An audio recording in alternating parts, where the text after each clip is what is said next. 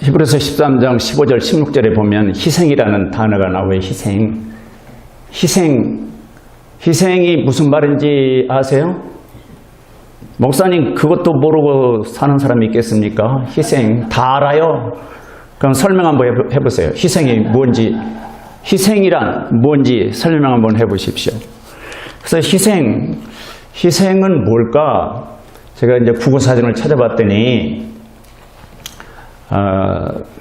이제 그 신에게 바치는 제물, 그렇게 나왔어요. 이제 그러니까 성경적으로 말하면 하나님께 드리는 제물을 희생물이라고 하고, 그다음에 이제 두 번째 뜻이 뭐냐면 남에게 내 몸을 바쳐서 봉사하는 것, 그것이 희생이다.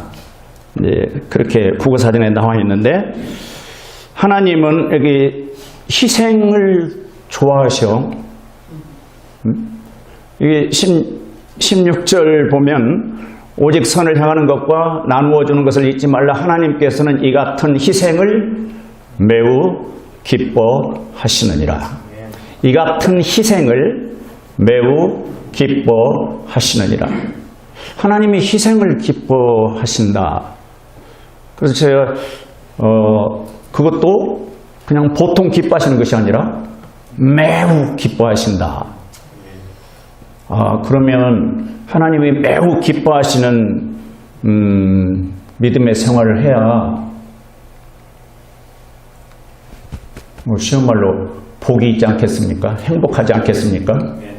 하나님이 매우 기뻐하시는 신앙생활을 해야 하나님도 기쁘시고 나도 기쁘고.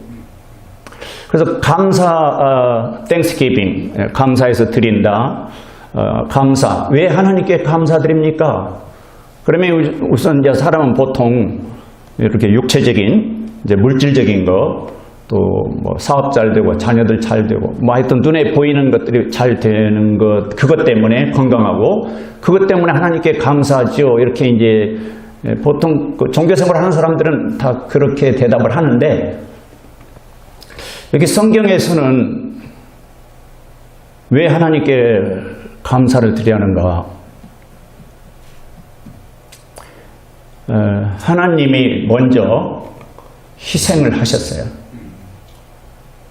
사도행전 20장 28절에 보면은 예수 그리스도의 교회, 하나님의 교회도 어떻게 해서 세워졌냐면은 하나님의 피로, 자신의 피로 값주고 사주신 교회를 그렇게 표현하고 있어요. 그러니까 하나님의 희생이 없이는 우리가 구원받을 수 없었고, 하나님의 희생이 없이는 하나님의 교회가 세워질 수 없었다는 거예요. 그래서 희생이라는 단어, 희생물, 영어로는 sacrifice예요. 그걸 구약성경, 이렇게 신약성경 찾아보면서 하나님은 구약 시대에도 이스라엘 백성들에게 이제 율법을 주셨는데, 그때도 희생물을 원하셨어요. 희생물을. 그리고 또 신약 시대에도 이제 구약 시대, 그리고 예수님 당시 또 예수님이 희생하셨죠. 희생 제물이 되셨죠. 우리 죄값으로. 그럼 지금은 이제 교회 시대인데, 지금도 하나님은 희생을 매우 기뻐하신다는 거예요. 희생을. 근데 무슨 희생을 매우 기뻐하시느냐? 이제 오직 여기 15절에서는 찬양의 희생. 찬양의 희생. 다른 쉽게 이제 이해하기 쉬운 말로 이제 어떤 다른 성경들은 찬양의 제사라 그렇게 이제 번역했던데, 하나님이 이렇게 찬송하는 이것을 기쁘게 받으신다는 거예요. 그래서 우리가 예배 때마다 이렇게 나와서 주 예수 그리스도의 이름으로 하나님을 찬양하는 그것이 영적인 제사다. 이것은 물질적인 제사가 아니라 내 마음을 드리는 제사라는 거예요. 그걸 이제 sacrifice, 희생이라고 지금 영어 성경에 그렇게 되어 있어요. 그리고 이제 16절에서는 오직 선을 향하는 것, 그리고 나눠주는 것, 이렇게 이제 세 가지 제가 이제 생각해 보았는데, 히브리서 10장에 보면은 구약 시대는 그 희생물로 뭘 드렸는가? 10장에, 히브리서 10장에 보면은,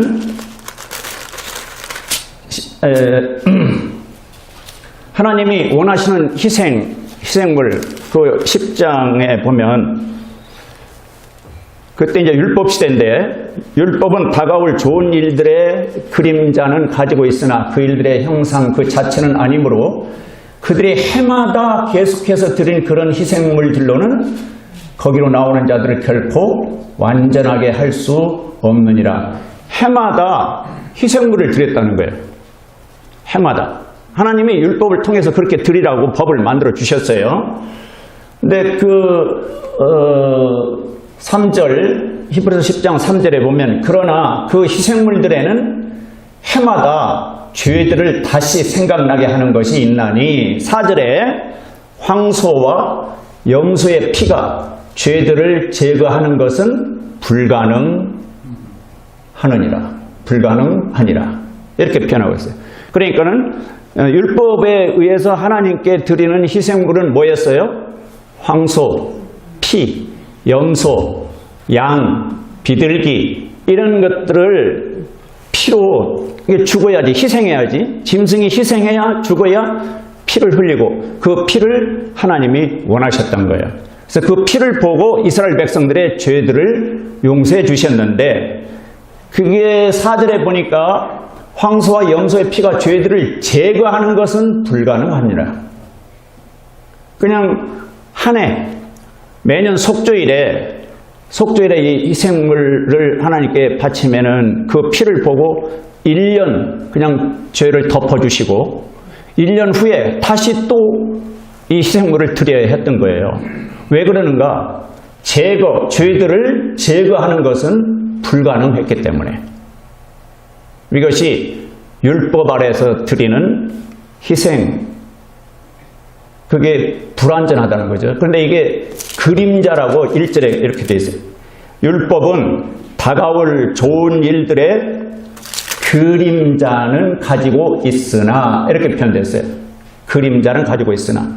그러니까 다가올 좋은 일들의 그림자다 그랬으니까 실체는 다가올 이 말은 예수 그리스도 하나님 아들이 예수님이 오셔서 십자가에서 피 흘려 죽으시는 희생 제물이 되실 것을 미리 그림자로 보여주셨다. 그림자로. 그래서 이제 짐승의 피는 우리의 죄들을 완전히 제거할 수 없지만 불가능하다고 그랬잖아요. 근데 예수님의 피는 우리의 죄들을 완전히 제거하실 수 있습니다. 왜 그럴까요? 예수님은 하나님의 아들이시고 예수님은 죄가 없으신 분이기 때문에 그 예수님의 피로 우리의 죄가 완전히 제거되고, 그 피를 믿으면, 그 피를 마음에 먹으면, 요한복음은 마시는 걸로 표현되어 있어요. 내 살을 먹고 내 피를 마시면 영원한 생명이 있다. 그래서 마음에 예수님 피를 받아들이면 모든 죄가 완전히 용서되고 제거된다. 그래서 10장 12절에 보면, 10장 12절, 오직 이 사람은, 예수님을 말씀하신 거예요 지금. 오직 이 사람은 죄들로 인해 한 희생물을 영원히 들이신 뒤에 하나님의 오른편에 앉으사. 지금 예수님이 십자가에서 자기 몸을 희생물로 드렸어요. 죄들, 여러분의 죄들, 저의 죄들 때문에 자기 몸을 희생물로 드리고, 그리고 다시 살아나셔서 지금 하나님 오른편에 앉아 계신대요. 14절에 보면 그분께서는, 예수님께서는 거룩히 구별된 자들을 단 한 번 헌물을 드림으로 영원토록 완전하게 하셨느니라. 예수님 피는 영원토록 완전하게 우리 죄를 용서해 주시고 깨끗게 해 주시고 우리를 완전하게 하셨다는 거예요. 성경이 말씀하십니다. 성경이. 그러면서 17절, 18절 보면, 또 내가 그들의 죄들과 불법들을 다시는 기억하지 아니하리라 하셨느니라. 18절에 보면, 이제 이것들의 사면이 있는 곳에서는 다시는 죄로 인한 헌물이 없느니라. 다시는 죄를 용서받기 위해서 어떤 헌물, 무슨 헌금, 물질 이런 것을 드릴 필요가 없다는 겁니다. 하나님 법이 말씀이 이래요. 그런데 오늘날 어떤 사람들은 어떤 종파에서는 죄들을 용서받기 위해서는 이런 것을 바쳐라. 죄들을 용서받기 위해서는 이런 것을 해라. 뭐 봉사하라. 뭐 헌금 얼마 드려야 뭘 하라. 그래야 네 죄가 씻어진다. 성경의 가르침은 그게 아니에요. 지금 이 시대는 예수님이 십자가에 피 흘려 죽으시고 부활하신 후에는 구약시대는 짐승의 피가 완전히 죄를 제거하기는 불가능하다고 아까 10장 4절에 말씀했어요. 그런데 예수님이 십자가에서 그 피를 흘리는 그 희생물이 되셔서 죄가 완전히 용서되고 제거되고 그 피를 믿는 자는 완전히 거룩하게 됐다. 그리고 그 피의 효력은 한 번에 영원한 그런 효력이 있다는 거예요. 지금도 예수님의 피에는 효력이 있다는 겁니다. 모든 죄를 씻어버리는 그런 효력이 단 한 번에 영원히. 그러니까 무슨 죄를 용서받기 위해서 뭘 한다, 뭘 드린다, 뭐 한다는 이 예수님의 피를 못 믿어서 그러나? 예수님 피가 뭐 내 죄를 뭐 씻을 수 있겠어요? 예수님 피가 뭐 내 죄를 제거할 수 있겠어요? 그럼 예수님 피를 평가절하 하는 그런 생각은 하나님이 아주 고약하게, 아니 하나님의 그 희생이거든요. 그게 로마서 8장 32절에 이런 말씀이 있어요. 자기 아들을 아끼지 아니하시고 내어주시니가, 자기 아들을 아끼지 아니하시고 내어주시니가 하나님이신데 그걸 희생이라고 그러죠. 그런데 아들 예수님은 또 스스로 요한복음 10장 17절 18절 보면 스스로 자기 목숨을 스스로 내어주셨다 이렇게 말씀했으니 희생이죠. 자기 목숨을 스스로 내어주셨어요. 근데 누구 죄값으로? 여러분의 죄, 저의 죄값으로 스스로 희생물이 되셔서 죽으신 거예요.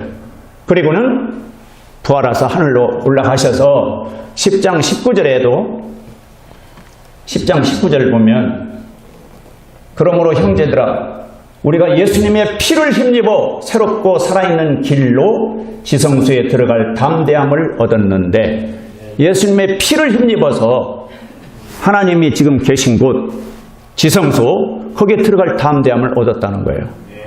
이 말씀을 믿으셔야 합니다.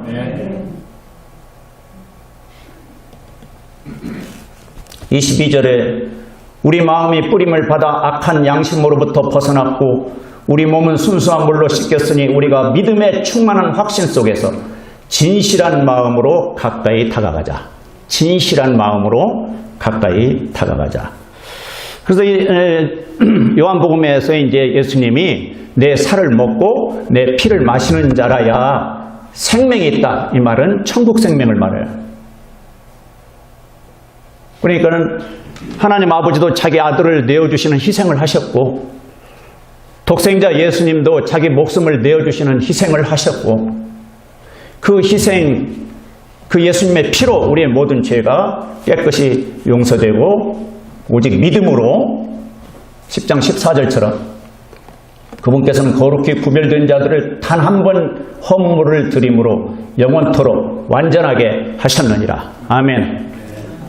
완전하게 하셨다는 거예요. 우리는 히브리서 이 말씀을 믿기 때문에 이제 내 죄 문제는 완전하게 해결됐구나.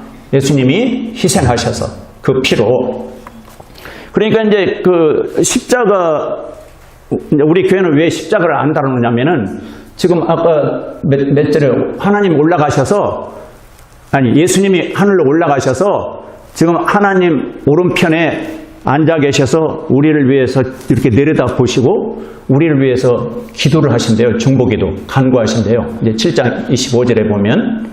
그래서 지금 십자가에 달려 계신 게 아니라 십자가에서 이제 피 흘려 죽으셔서 희생을 하시고 3일 만에 다시 살아나셔서 하늘로 올라가셔서 이제 믿는 사람들 마음속에 오시고, 예수님이 어디에 계시냐면은 믿는 사람 마음속에 오십니다. 계시고 예수님의 육체는 저 셋째 하늘에 거기서 지금 아버지께 우리를 위해서 간구, 중보를 하신대요. 그래서 그 살아계신 주 예수님을 마음에 모시고 주 예수님을 바라보니까 십자가를 안 다루는 거예요. 이게 십자가는 2000년 전에 십자가지. 그렇죠? 예루살렘에서 2000년 전에 예수님이 십자가에 달려 죽으셨지 오늘 예수님이 지금 십자가에 달려 계신 게 아니잖아요. 그러니까는 2000년 전에 이미 십자가의 피로 달리셔서 그 희생이 되셔서 내 죄를 다 용서해 주셨고 제거해 주셨고 거기는 지옥 형벌, 심판 이런 문제를 다 한 몸에 짊어지시고 십자가에서 해결해 주셨다. 그것을 은혜라고 그래요. 은혜 또는 복음, 기쁜 소식. 그리고 지금도 살아계시고 내 마음에 살아계시는 주 예수님 이름을 부르는 거예요. 이제 주 예수님 이름을 부르면서 기도를 하는 거예요. 왜 기도할 때 주 예수님의 이름으로 기도합니까? 그래요? 예수님이 지금 살아계시니까 주 예수님의 이름으로 청구해야 뭐가 탁 나오지. 여러분 은행에 가서 돈 찾을 때 여러분 그 이름 이렇게 사인하고 여러분 이름 돼야 돈이 나오지. 여러분 이름 안 되면 돈 안 나오잖아요. 그러니까 아버지 하나님께 뭘 간구해서 얻으시려면 주 예수님의 이름으로 청구해야 얻는 거지 내 이름으로 청구해서는 안 나와. 우리가 담대, 아까 지성소의 담대에 나아갈 담대함을 얻었다. 모든 신앙생활의 모든 근거는 주님의 피예요. 그 주님의 피의 근거에서 내가 새 사람 됐고 또 천국 생명을 얻었고 하나님의 자녀가 되고 이게 그 피를 믿지 않으면 여전히 죄인으로 남아있고 그리고 죄인에게는 누가 따라다니냐면은 죄를 지게 하는 마귀가 따라다녀요. 저도 한번 이렇게 생각해 봤어요. 왜 하나님이 이렇게 희생물을 좋아하시지? 율법시대, 구약시대 왜 많은 짐승의 피를 하나님이 좋아하시지? 하나님이 맨 처음에 인간을 창조하실 때는 죄인으로 창조하셨어요? 죄 없는 사람으로 창조하셨어요? 아담과 이브를 창조하실 때는 죄 없는 사람으로 창조하신 거예요? 어떤 사람은 하나님이 왜 사람을 그렇게 만드셨대요? 죄 없는 사람으로 창조하셨어요. 그리고 이제 의지로, 자유의지로 인격적으로 하나님을 사랑하는지, 인격적으로 하나님을 잘 섬기는지, 인격적으로 하나님과 교제를 원하는지 그것을 테스트 한번 해보시죠. 테스트. 그것이 에덴 동산에 있는 생명나무와 선악을 알게 하는 나무예요. 그 테스트에서 실패한 거예요. 누구 때문에 실패했는가? 사탄 때문에. 그래서 생명나무 열매를 따먹게 하는데 생명나무 열매는 따먹지 않고 선악을 알게 하는 지식의 나무 열매를 따먹음으로 그게 이제 사탄의 말을 받아들임으로 죄가 들어온 거예요. 우리 조상 아담의 피에 죄가 들어온 거예요. 죄가 들어와서 그 피가 유전돼서 나에게까지 내 아들, 내 손자까지 계속 유전. 그래서 태어날 때 죄를 가지고 태어나는 거예요.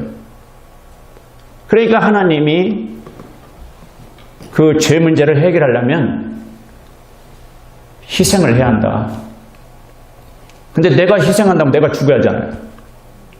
그러니까 네가 살려면 너 대신 누군가가 죽어야 한다. 네 죄값으로 누군가가 죽어야 한다. 그래서 이제 구약시대는 황소, 염소, 양, 비둘기 그런 짐승들이 이제 죽어야 했었는데 그것으로는 죄가 완전히 씻어지지 않으니까 하나님이 우리를 사랑하셔서 누구를 보내주셨어요? 죄 없는 자기 아들을 보내주셔서 죄 없는 분이 대신 피 흘려 죽으시니까는 그 피는 모든 사람들을 완전히 깨끗게 하시는 피예요. 그래서 우리가 내 찬송가 가사 보면은 그 피를 그렇게 찬송하는 거예요. 그 피를 찬송하는 그 찬송의 그 희생 찬양의 제사, 그걸 하나님이 기뻐하시는 거예요. 하나님이 희생한 걸 노래하니까, 우리 주 예수님이 희생하신 걸 노래하니까 그렇게 기뻐하시는 거예요. 근데 지금은 무슨 희생을 하나님이 요구하시는가? 히브리서 13장 16절 같이 읽겠어요. 오직 선을 행하는 것과 나누어 주는 것을 잊지 말라. 하나님께서는 이 같은 희생을 매우 기뻐하시느니라. 이 같은 희생, 이 같은 희생이 무슨 희생이에요? 어떤 희생이에요? 하나님께서는 이 같은 희생을 매우 기뻐하시느니라. 이 같은 희생은 선을 행하는 것과 나누어 주는 것. 선을 행하는 것과 나누어 주는 것을 잊지 말라. 이 같은 희생을, 하나님께서는 이 같은 희생을 매우 기뻐하시느니라. 외우십시오. 오직 선을 행하는 것과 나누어 주는 것을 잊지 말라. 잊어버려서는 안 된다는 거예요. 잊어버리지 말라. 네가 예수 그리스도를 마음에 받아들이고 이제 하나님을 섬긴다면, 하나님의 백성이고 하나님의 자녀가 됐다면 이거 잊어버리지 말라. 뭘 잊어버리지 말라고요? 오직 선을 행하는 것과 나누어 주는 거 잊어버리지 말라. 왜 잊어버리지 말라고 했어요? 그게 희생이다. 희생. 이 같은 희생을, 하나님께서는 이 같은 희생을 매우 기뻐하시느니라. 저는 하여튼 이 말씀이 제 눈에 확 들어오고 제 마음에 와 닿고, 하나님이 매우 기뻐하시는 신앙생활을 어떻게 하는 걸까? 하나님이 매우 기뻐하시는 믿음의 생활은 어떻게 해야 하나? 근데 여기 답이 나와 있어 지금. 나는 신앙생활 뭐 열심히 한다고, 믿음의 생활 열심히 한다 했는데 하나님이 별로 기뻐하지 않는 방법으로 했더라고. 하나님이 기뻐하지 않는 방법으로 신앙생활 하는 사람이 어떤 사람들이 아세요? 아까 제가 말씀드렸잖아요. 죄를 용서해 달라고 돈 가지고 와서 하나님 이 정도 뭐 1000불을 바치합니까? 10,000불을 바치합니까? 하나님 제 몸을 어디다 고아원이나 양로원에 가서 얼마나 많이 봉사를 해야 죄가 용서됩니까? 죄를 위해서 뭔가 헌금 드리고 무슨 봉사한다. 죄 용서를 위해서, 죄들의 사면을 위해서 하나님이 기뻐하실까요? 안 하실까요? 그건 하나님의 방법이 아니라니까. 지금 이 시대는, 은혜 시대는 이미 예수님의 피로, 예수님 희생으로 다 끝이 났잖아요. 그 은혜를 찬송하고 그 은혜를 믿고 감사드려야 하는데,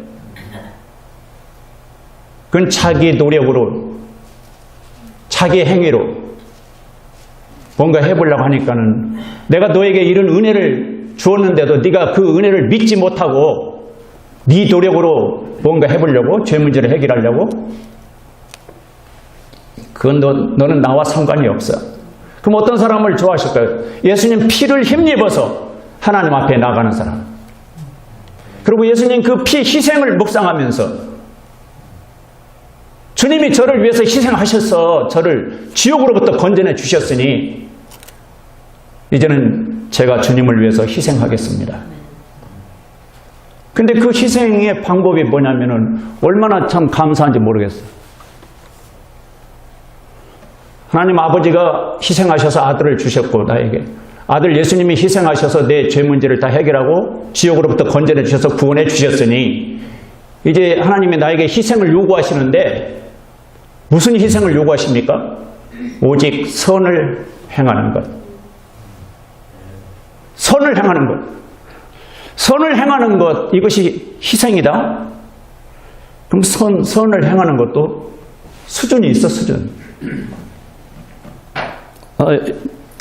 뭐가 선을 행하는 거, 예를 들면, 하여튼, 여기, 좋은 일 하는 게 선을 행하는 거예요. 좋은 일. 예? 좋은 일. 예. 우리 처사모님이 집에서 아주 빵 굽는 기술이 있어가지고, 가끔 구워서 이렇게 가져오시잖아요. 그거 좋은 일이잖아요. 예. 예? 근데 거기에다가 제가 한번 생각해 봤어요. 그게 희생적인 선행일까? 예. 본인한테 물어봐요. 그거. 선을 행하는데 희생적인 선행, 이걸 하나님이 기뻐하신다. 그러면은 그거 할 때 주 예수님의 이름으로, 하나님의 이름으로 희생적인 선행을 할 때 하나님의 이름으로 하셔야 합니다. 우리 주 예수님의 이름으로 하셔요. 내 이름으로 했다가는 내가 높아지니까 그 하나님이 기뻐하시지 않는 거예요. 어떤 선행, 착한 일을 할 때 우리 주 예수님의 이름으로 하는데 내 마음속에 이 정도는 상당히 내가 대가를 지불했다라고 생각이 든다. 이런 것. 그래야 희생이라고 말할 수 있지 않겠어요?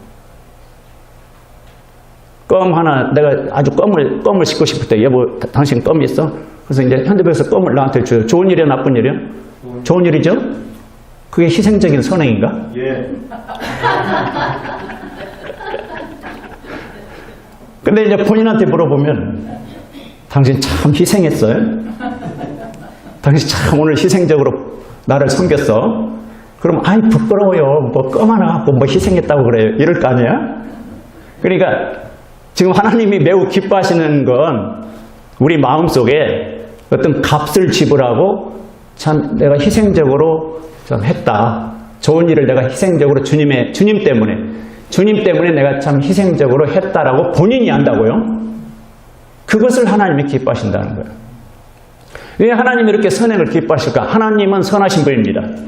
시편의 노래 보면은, 시편에 보면은 오 주께 감사하라. 그분은 선하시며 긍휼이 영원하시도다. 그 하나님의 선하심을 계속 찬송하고 있어요.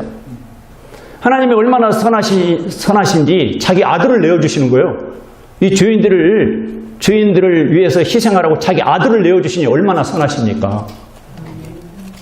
그러니 그 하나님이 마음속에 들어오시면 그 선하신, 예수님도 그 선하시잖아요. 선한 목자라고 그랬거든. 자기 목숨을 내어주셨으니까 선한 목자라고 해서 요한복음 10장에. 그 선한 목자이신 예수님이 마음속에 들어오면 사람이, 악한 사람이 선해져 버려요. 선한 사람으로 바뀌어. 예수님이 마음에 들어오시면 선한 사람으로 바뀌어요. 그러면서 주 예수님을 닮아서 나도 뭔가 선한 일을 좀 하고 싶은 욕구가 생겨요. 마음속에. 그 은혜가 너무 감사해서, 그분의 희생이 너무나 감사해서, 희생하면은 어머니의 희생이 생각이 나는데, 어머니의 희생 없이는 우리가 이 세상에 어떻게 태어날 수 있었겠어요? 뭐 그 생명을 걸고, 해산할 때 생명을 건다잖아요. 뭐 죽을지도 모른다 하는 그런 해산의 고통, 막 그냥 뭐 하늘이 노랗고 별이 그냥 보이고 뭐 모르겠어. 나는 체험을 안 해봐서. 해산의 고통은 그렇게 목숨을 건다는데, 그런 희생이 있었기 때문에 우리가 이 세상에 태어난 거 아니에요? 그런 것처럼 우리 주님의 희생, 자기 목숨을 십자가에 내어주셔서 그 희생으로 내 모든 죄 문제가 해결되고 내가 지옥 가지 않게 됐으니 얼마나 감사한가. 그래서 그 주님의 영광을 위해서, 그 주님의 이름을 빛내기 위해서 주 예수님의 이름으로 이 정도는 해야 희생했다고 하지 않겠는가. 선을 행하는 것, 이것이 교회 생활을 행복하게 하는 방법입니다. 아까 찬양의 희생, 예배죠? 예배하는 자, 영과 진리로 예배하는 자들을 찾으신다. 하나님이 요한복음 4장 23절, 24절. 또 우리가 이 그리스도 예수 안에서 한 분 하나님 아버지 아래서 이렇게 형제 자매들이 참 뭔가 뭐 희생적으로 서로 섬기려고 할 때, 선행을 할 때 얼마나 교회가 아름다워지고 또 가고 싶고 하나님이 영광을 받으시고 그런 교회가 되지 않겠습니까? 그래서 선을 행하되 낙심치 말지니, 갈라디아서 보면은 그런 말씀이 있어요. 선을 행하되 낙심치 말지니 때가 이름에 거두리라. 때가 이름에 거두리라. 그러면서 이제 그 6장 10절인가 보면은 이제 기회 있는 대로 선을 행하는데, 특별히 이런 말씀, 특별히 믿음의 가정들에게 할지니라. 믿음의 가정들에게 선을 행하라는 거예요. 믿음의 가정들. 주는 사람이 복이 있습니까? 받는 사람이 복이 있습니까? 성경은 주는 자가 복이 있다고 사도행전은 말씀하고 있어요. 주는 자가 복이 있다. 그래서 하나님께서는 이 같은 희생을, 선을 행하는 이 같은 희생을 매우 기뻐하신다. 저기 아프리카나 동남아시아 후진국, 뭐 필리핀, 멕시코 이런 후진국의 선교사들이 어떻게 해서 교회를 세우고 하나님의 말씀을 선포하면서 그것을 계속해서 미국으로 돌아오지 않고 한국으로 다시 철수하지 않고 그 현장에서 계속 그들을 위해서 봉사하고 힘쓰는 그런 힘이 어디서 오는가? 물론 영적으로 이제 하나님께서 확실히 믿음을 주시는 건데 이 후방에서 성도들이 선교헌금을 보내지 아니하면 일을 할 수가 없어요. 성도들이 정말 어떤 사람들 아주 힘겹게 보냅니다. 아주 희생적으로 보내요. 그것을 어떤 성도들이 그렇게 드리는가? 이 말씀처럼 하나님께서 이 같은 희생을 매우 기뻐하신다는 것을 믿기 때문에 하나님이 기뻐하시기 때문에 내가 선교헌금을 좀 희생적으로 드려야겠다. 그렇게 결심하는 거예요. 그래서 선을 행하는 것과 나눠주는 것을 잊지 말라. 선을 행하는 것하고 나눠주는 것하고 좀 구분을 하셨네요. 나눠주는 건 뭘 나눠줄까요?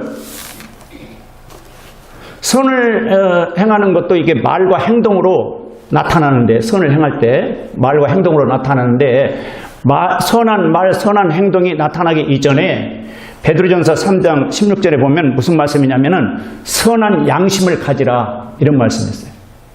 선한 양심을 가질 때 선한 말이 나오고 선한 행동을 할 수 있어요.